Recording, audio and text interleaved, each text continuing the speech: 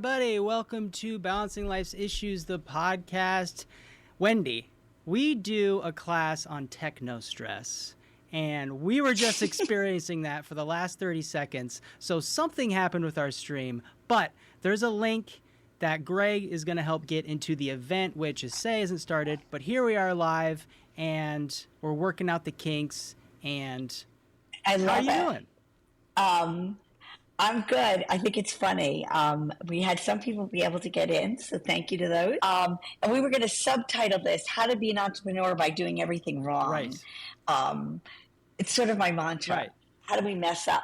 And this is a learning experience. Yeah. So it's a wait, Wendy, before you jump into it, we got to throw out a couple shout outs. You know I'm psyched to jump in. Okay, shout out. So for anybody in the chat who is going to be asking questions, your name will enter a raffle for the book called Say It Well, Find Your Voice, Speak Your Mind, Inspire Any Audience by Terry Supplot. Wendy, can you tell us about who Terry Supplot is? I can, and it ties everything in. So Kai knows me well enough to know I'm so excited that you're part of this journey with us. So thank you. And if you follow along with our LinkedIn journey, you'll know I was really an early adopter, and I've met some amazing people along the way. And one of them is Terry. He graciously had a Zoom call, which was incredibly important and interesting, and his bio is amazing. I'm going to leave a teaser out there. There's a teaser for everybody to go on his LinkedIn and look at his background, which will absolutely just so impressive. And we're giving away his book, which I pre-ordered. And we're gonna get the new link up on social media. We've got a team of people here, mm-hmm. So it's like every theme. Yes. It's like chicken soup. Right? Yeah. It's like chicken soup. And Wendy, it takes a team to make things right. And you and I have had so many conversations, ranging from work-life balance to resilience to gratitude to being a new dad. And I'm really excited about this conversation because you have been a female business owner for over 25 years, seemingly against all odds at times. I'm sure you would agree. So I guess I wanted to kick this off by asking you, why did you decide to start your own company 25 years ago? Yeah, I think why is one of the most important questions for anybody here, right? If we're on, and I'm gonna, this is an opportunity for me to share some real deep beliefs. So the first one is, I don't believe it's a good idea to say you want to be an entrepreneur because you want to make money. And so for those of you who are listening or they're there and they're thinking that this is an easy way and it's going to solve your life problem and you're going to be able to pay more bills, we know a lot about money as a motivator. And there are a lot easier ways to make money than to start your own company or start your own world. So the first thing I'll tell you is that I'll borrow from all the best Shark Tanks that you've ever seen, and are you solving a problem? And for me, the problem was a single mom of three who really didn't want to spend every penny on daycare, right? Mm-hmm. That it wasn't just going to work to pay a daycare bill. So the problem was I really saw there were mistakes and there were real things in corporate America that needed to be fixed. Got it. Like what? And well, I think the first one is owning the fact that we're parents, and if Kai's little one walked in on a very important call like this will happen someday. We would embrace We're that. Going live now. Like, that's going to happen. It's going to happen. And for me, as an empty nester on the other way, it may be my puppies or my soon-to-be grandchild. And so I saw problems in that we really need to live in a much more authentic world. That's sort of the buzzword today in social media, right? Everybody's talking about authenticity. Well, for me, it was 30 years ago, it was really messy. And there were three kids. I happen to have three kids in 3 years. And I love it because some of you are chatting. It's happened to you. I just think it's so interesting because we have these big problems like employee retention. And for the first year Kai worked here, what was the big question I asked you? If not every day, almost every day. What did I say? Are you leaving? And what do we need to do to make sure you never leave, right? And some people call that the stay interview. And it became down to a values conversation. So what inspired me to start the business was I see, and I have to say with a heavy heart, I don't think we fixed the problem. I think people are still feeling not comfortable sharing their messiness, Mm-hmm. not sharing, oh, I'm at the eye doctor with my mother who needs cataract Yeah. surgery. Like, no baloney excuses, but the reality, or I'm scared that I might have cancer. I mean, I'll just go through a week in my life with the 800 trainers. I'm waiting for cancer Mm-hmm. results. I'm doing my first colonoscopy. Can I schedule something around that? My phone got dropped in soup. Yeah.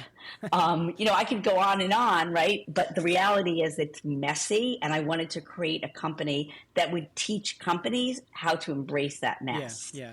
And that feels like that's against the grain, though, right? Because there is a culture in, say, the working in this country Yeah. that, maybe long hours, little pay, right? So how do you, as a business Yep. owner, entrepreneur, who, if things go according to plan, you're going to have a staff, right?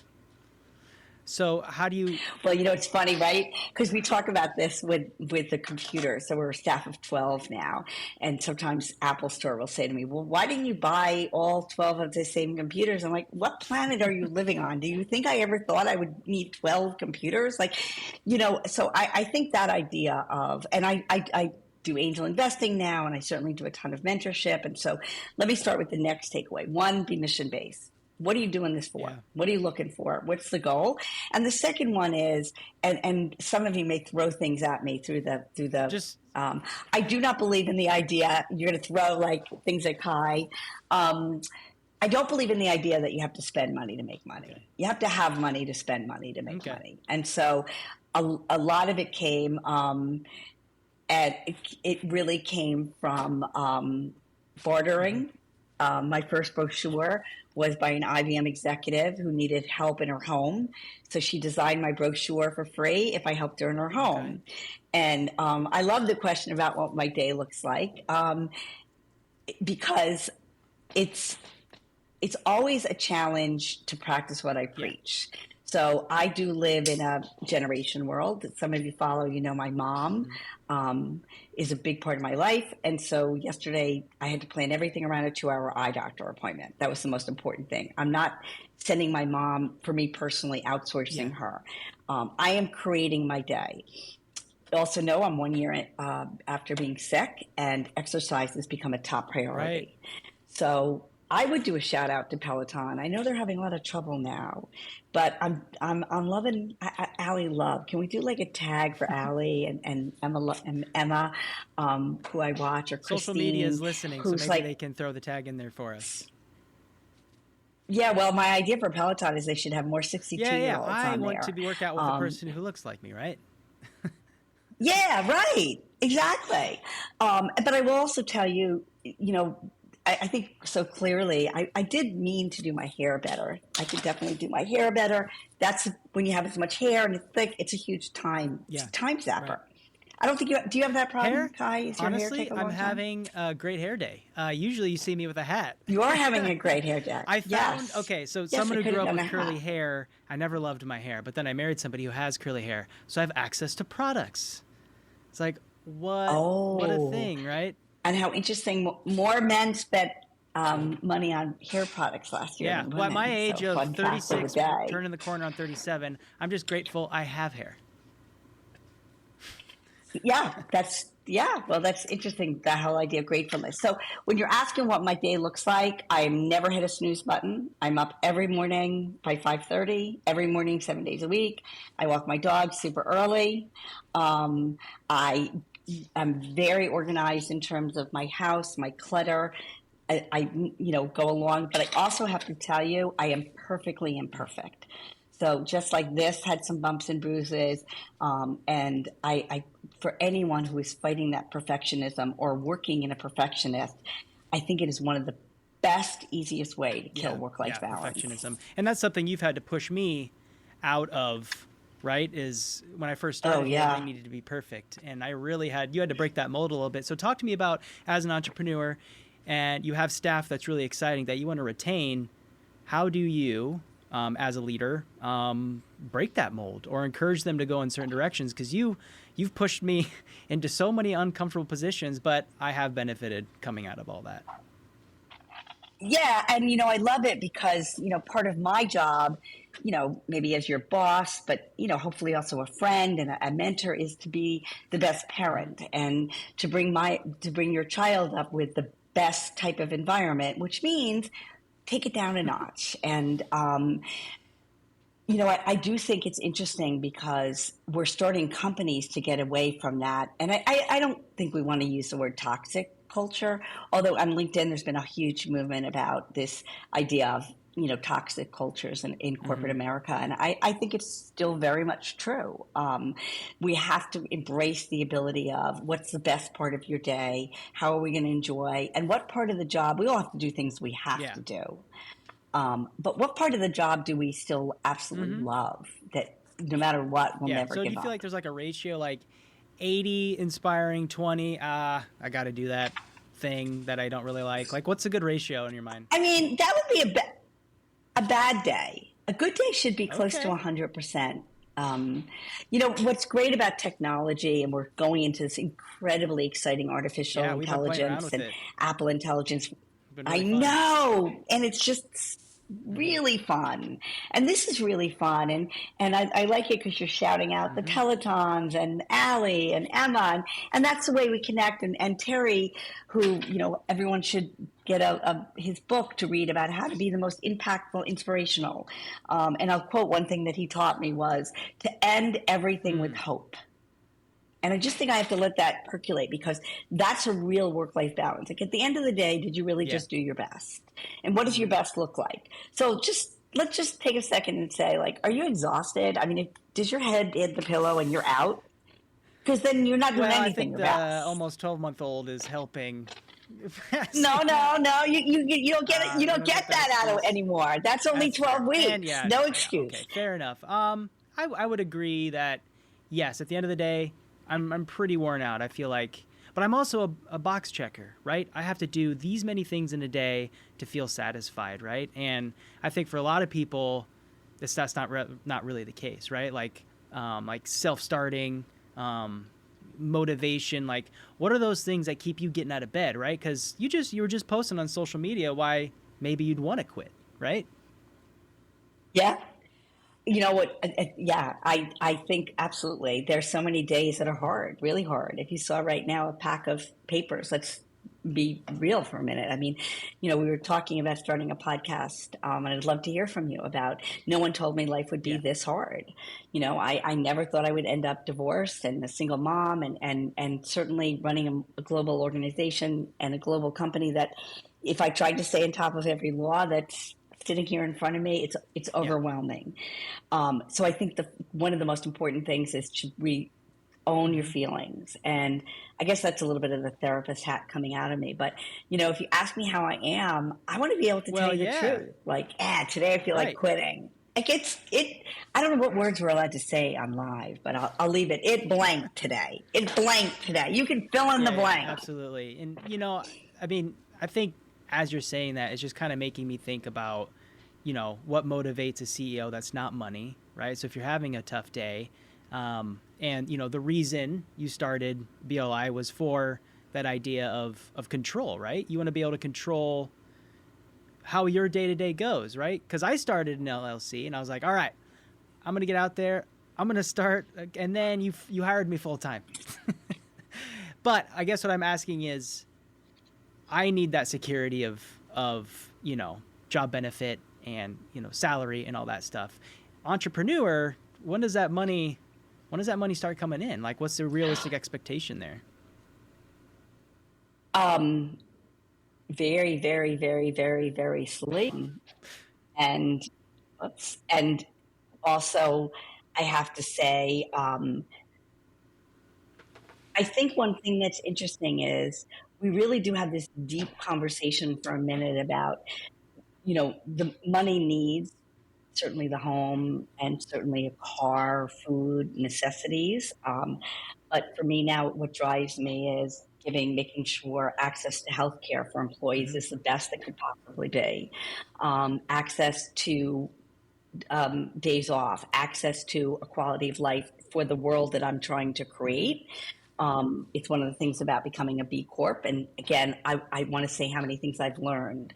It's always story time, but it's time for a very quick story. Go for it. Um, Wait, hold on. Let me you know, and Drum roll. Oh my God, I love the sound effects. A plus for the sound effects there. Um, Well, 13 years ago, I had heard about a program Goldman Sachs was sponsoring for 10,000 small business, and we'll go ahead and link to it. It was an incredible experience. But about a week after I got accepted, it was a very long application process. I found out that my father was being put in hospice, and I had this idea that I would defer my application and spend the time. And I think one of the most important things I learned at that moment, it never works like that. Life is never a box, Kai, never. You don't finish one thing and then another thing happens. Unfortunately, the hardest day is when your kid wakes up sick and then you have to figure something out with work. And that's where creativity comes in. And I was lucky that my Goldman Sachs cohorts, my teachers, who I'm still friends with, said, no, if you quit now, you're done. Figure it out. Yeah. And I realized something incredibly important 13 years ago. All of us have the potential to do so much more than we ever thought we could. Yeah. And it's cliche, and I hate cliches. We are our worst enemies. I know there's someone listening here that their kid's last day of school is today. Wow. You never get that day over. That is more important than any email, that is more important than any phone call, that is more important than any client, because you never, ever, ever get that again. Yeah. And there's a way to prioritize. My dad in hospice, who ended up helping me through the entire with my homework. And it was a real bonding experience. It sounds so odd, right? While he's dying, we're doing my homework. Yeah. And he didn't live to see me graduate. But what he did teach me was tenacity and resilience. And if you're a reader, which I am, that would be Angela Duckworth's book called Grit. So if you haven't watched that TED Talk or you haven't read that book, can't be an entrepreneur without a lot of grit. Got it. So, speaking of grit, right? Making tough decisions, right? What do you think is like one of the biggest mistakes you see entrepreneurs make?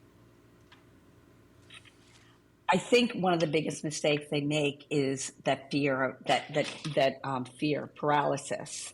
And I know that, and honestly, it's a culture that can be a very dishonest culture, So I remember following a woman I became obsessed with. She owned hairdressing all over the country, grossing like $10 million. And I was like, I just want to be her. I want to be her. And when she went out of business about 7 months later, I was devastated to find out it makes no difference how much money you're making. It's what you do with the money. So like running out of money. So, and that's true. Look, right. Seems simple, and so right. She had all these amazing things, but at the end of the day, if you can't afford it, I mean. Yeah. So are there any how do you maintain that sense of I'm not running out of money then? Is that like a daily routine? Well, you hear it all the time. I'm pretty frugal. Well, I'm trying to play more of a listener. Like I'm aware of some. I have no. Okay. I'm pretty cheap. Like, is it worth it? Is it, Louis Vuitton is a great client. So we're doing a lot of shout outs here. I have one very expensive bag. And it's been my go-to bag for 9 years. I have one bag that I spent a lot of money on. And we say that, do we invest in it? Is it worth it? All of us have, I think entrepreneurs all have a little bit what we call the shiny penny. And it can be very tempting to buy something new technology, to invest in more. So what I'm really focused on is it going to keep me profitable? Am I going to be able to withstand very tough times? Look, I'll tell you, September 11th came, and I consider myself a very smart person. I'm very well educated. And a week after September 11th came, I wrote all these beautiful letters to my clients, and I addressed it all to the towers. I couldn't comprehend that they weren't there anymore. And I realized coming home that day that the right thing to do would be to offer as many seminars as we could, as many trainings as we could, for as long as we could for free. And that really drove me to, why am I doing this? Why is this important? Right. Who do we need to support? And I do believe in that, the idea of being grateful. At that time, I was part of Donna Karen's board, which worked with widows on September 11th. I met some amazing people that I'm still in touch with today. I know I'm dating myself now, but if you don't have a Rolodex of 100 people that know your soul, that you can call for a Yeah. favor and say, I messed up. I really messed up. Can you help me? Yeah. I don't know how you're going to succeed in your Yeah. business because I call in favors all of the time. Yeah, that networking. So, as someone who has sometimes, I wouldn't say crippling, but pretty bad social anxiety, I'll find myself at networking events on behalf of BLI. You know, it's something I enjoy doing, or if I've had to learn how to enjoy doing. Is there like a tip you have for an entrepreneur who needs to make those networking connections, or is going to that happy hour or that dinner reception? Like how do you just start the conversation without feeling the dread? Well, let's talk a little bit about you, Kai. How you feel about that? Oh man, it's pretty tough for me. Yeah. Okay. I don't know. So a year ago, I came to you and said, I'd like you to apply for the 40 under 40. Yes. And you said, I said no. no. And I said, fine, then you'll do it the following year.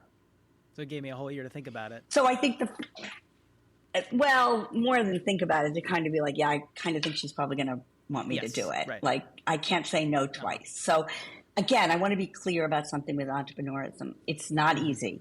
It's hard. And I don't think anybody, if they're honest, feels naturally good at it. And if they're telling you that, I think they're lying. Okay, that's some cool Number insight. one. And that's that So imposter everybody's syndrome. feeling this way. Everybody's feeling this way. You know, one of my mentors or coaches many years ago taught me that idea that nobody walks in a room and feels totally comfortable. So Catherine Cryer, who was the youngest Supreme Court judge in Texas, told me it wasn't until she put the robe on that she's like, I got the robe. So you fake it, right? But I think for you and many of us, yes, okay, fine, you need a little bit of time to adjust to the accolades and the networking, and you're yet to come up on the 40 under 40 awards, which is a really big deal. We're here in Westchester County, so it's super competitive. Unbelievably grateful to see my name amongst the people who are on that list is feels good. And it's a testament to kind of what we've done here at BLI, building the podcast and multimedia division. Well, you're missing a little piece in that, so rephrase that. It's a testament to me. Yes. Right. Is that called being humble? And entrepreneurs. What's the definition of humble? It's called being honest. Okay. You know, I think they say, you know, this idea of I can own what I'm good at, and I applied for something, and you know, I worked really hard on it, and I created a whole new department and a whole new, we're doing this, and we're trying to do a million things. And there's a lot of conflict. I mean, Kai, if we're going to share how to be an entrepreneur, you know, this morning I called you and I was like, all right, we're going to do this. And you're like, nah, I don't like that idea. And entrepreneurs better not think they know it all, because people know a lot more than I do. And if you're right or wrong, it doesn't matter. It means you have a different perspective. So I think it's really important to say, how many times are you asking for opinion, and who's giving you the opinion? You know, it should be all ages. It should look like all different kinds of people. What is your experience as a young woman, as a trans, as a Black person, as a Hispanic person, as a refugee, as an immigrant? I mean, you know, how do we get involved, and how do I see the world through your lens? Yeah. So it's like, and that's when you really grow. Yeah. That's like inclusive practice, right? So maybe that's, you know, we're coming up on 2:30.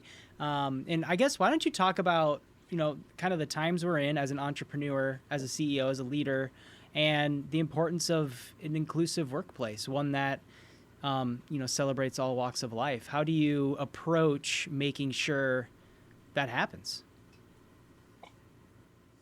So let's go back to your 1-year-old. Okay. When you're working with a 1-year-old, one of the most important things is to teach them to be messy. Some kids get it very easily. They like it. They like being messy. They don't mind being dirty. They really embrace it. And other kids, and my kids are all over the board on this, really have to be taught how to be messy. And I see this as a parent job. I really see this. Now, I see it as my job as a CEO. And if there were certain people on my team that were here, I can tell you that there was periods of time where they didn't like me very much, because I pushed them way out of their comfort zone to try something. And everybody wants happy endings. Yeah. there isn't always happy endings. Right.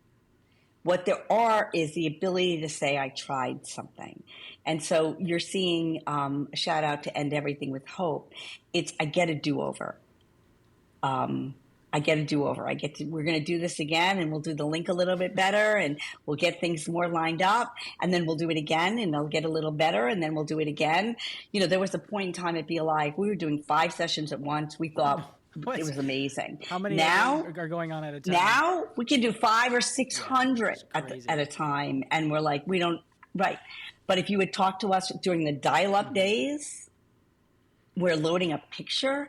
So if you're not embracing everything and all the mess ups, I think it's going to be really difficult for you to start your world and be successful. And then ultimately, of course, that financial freedom, because obviously that's part of why we're doing this. Yeah, absolutely.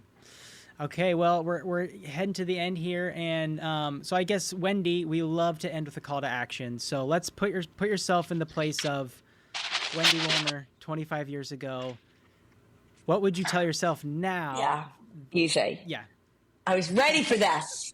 Okay, number one, because Kai's always done. Number one is read. Sorry to go back and reiterate, but LinkedIn is a huge part of how we connect.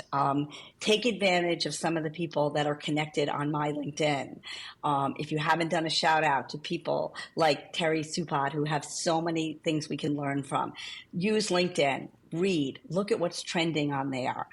Super important. Number two, absolutely think about what you love, what you're passionate about, what means something to you.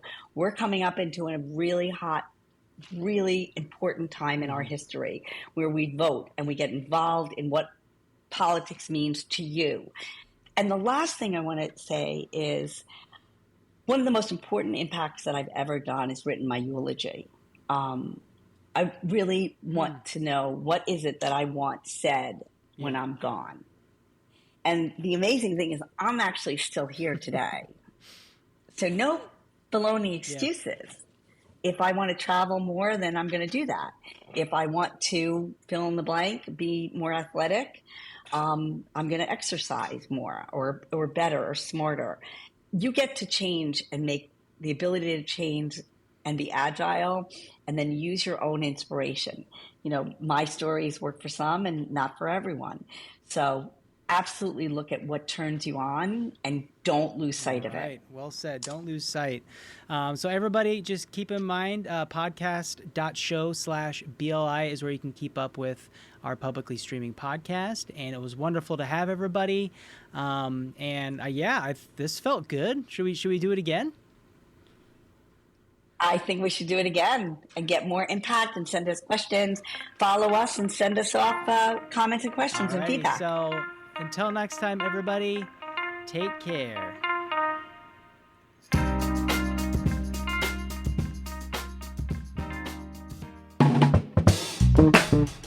This has been a production of Balancing Life's Issues with your hosts, Kai Sorensen and Wendy Wellner. Produced by me, Kai. Rate, leave a review, and subscribe to the podcast wherever you listen so you can get brand new episodes as they drop. Got an idea for the show? Email me, kai@balancinglifesissues.com. Anything to add, Miles?